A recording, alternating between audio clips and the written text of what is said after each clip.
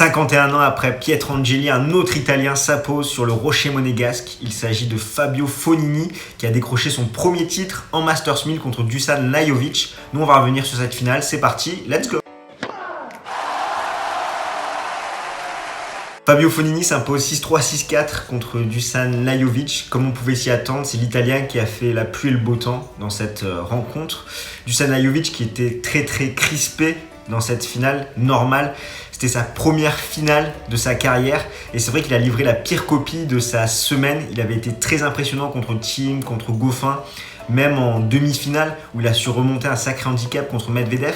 Et là, il allait vraiment trop rapidement à la faute. C'est vrai qu'on le sentait un petit peu émoussé au niveau de ses déplacements. Ça allait beaucoup moins vite, ça moulinait moins au niveau des jambes, au niveau de son placement, c'était plus approximatif.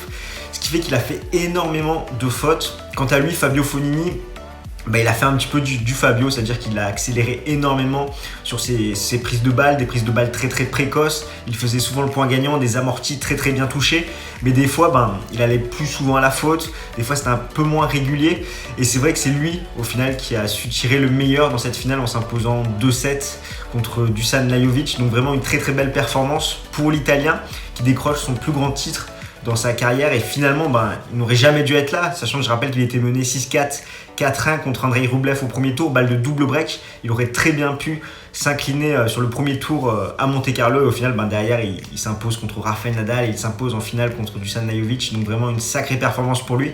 Il a eu des petites gênes à la cuisse, heureusement qu'il avait breaké dans le second set, sachant qu'on ne sait pas comment ça aurait pu finir, s'il aurait pu tenir physiquement. Au niveau des statistiques, on voit clairement que Lajovic a un ratio négatif, 16 coups gagnants, 36 fautes directes. Fabio Fognini, c'est légèrement mieux, 19 coups gagnants pour 23 fautes directes. Donc Fognini, c'est 9 titres en carrière, un Masters 1000, un ATP 500 et 7 ATP 250, dont 8 titres sur terre battue et un titre sur dur. Il sera 12e lundi, donc son meilleur classement. Dusan Lajovic également atteindra son meilleur classement, 24e. Et ce qui est marrant dans cette histoire, que c'est Fognini en 2019, c'était 12 matchs, 4 victoires et 8 défaites. Là, à Monte-Carlo, il a joué 6 matchs, il en a remporté 6. Et Lajovic, c'était un petit peu la même histoire, sachant qu'en 2019, c'était 13 matchs, 5 victoires, 8 défaites.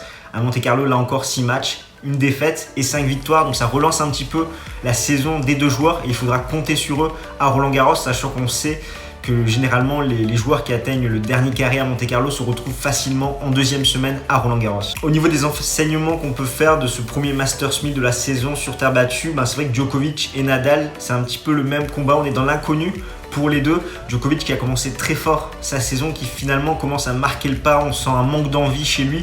Nadal, il revient de blessure, on l'attendait très fort sur terre battue, d'autant plus à Monte-Carlo.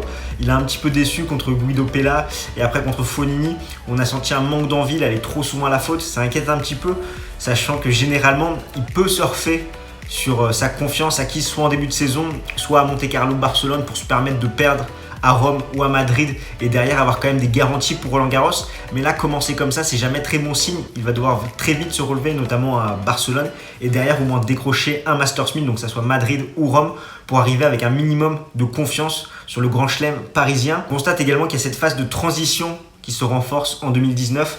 La petite stat, c'est que le nombre de nouveaux gagnants en Masters 1000 entre Monte-Carlo 2007 et Madrid 2017 sur 92 tournois était de 8. Alors qu'entre Rome 2017 et Monte-Carlo 2019, soit 17 tournois, le nombre de nouveaux gagnants en Masters 1000 est également de 8. Ça montre que l'écart se resserre petit à petit et que finalement les joueurs de la Next Generation commencent petit à petit à prendre le flambeau, prendre le relais.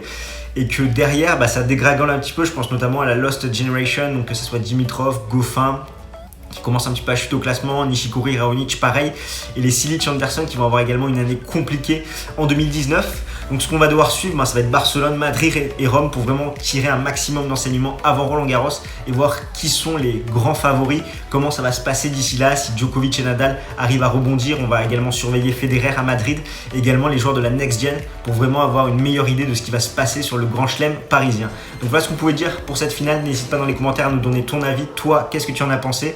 À lâcher un petit pouce bleu si tu as aimé la vidéo, à nous soutenir sur Tipeee en faisant un petit don si tu en as envie, à nous suivre sur nos réseaux sociaux et nous on se retrouve très vite. D'ici là, porte-toi bien. Ciao tout le monde.